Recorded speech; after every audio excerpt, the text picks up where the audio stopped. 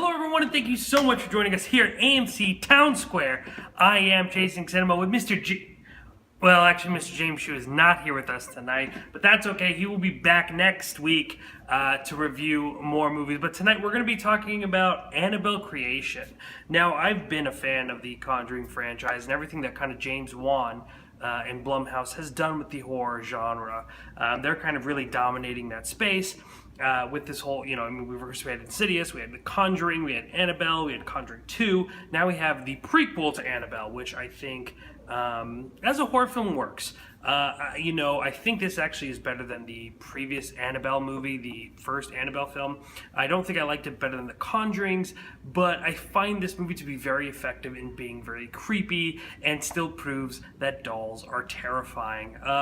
One thing I've always liked, even before this movie, though, is that they've never used the Annabelle doll as this running around killing type creature like Chucky. It's more of a conduit that just carries this evil presence that eventually leaves the doll and goes towards other things.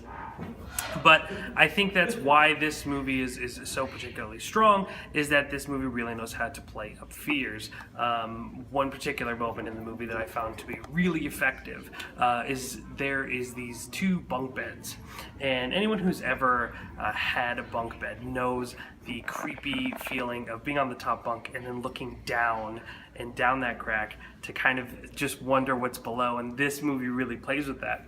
I don't think the story is very original. I mean, we've seen this over and over again in the Conjuring franchise, if you include these two in them. I mean, the possession and all of these things seem very, very familiar, and the pacing of this movie isn't always on. But those few moments where your blood run cold because of these really creepy things happening, and this being from the gentleman who did Lights Out early this year. It's his second feature film. That was his first, based off of his short, David. I can't remember his name, Sandberg, something along those lines. But I mean, I was really impressed. I think he perfectly added into the Conjuring universe. And while I don't think it is the best movie of the year or something that I'd completely rave about, it's definitely probably the scariest thing I've seen this year and definitely worth your time.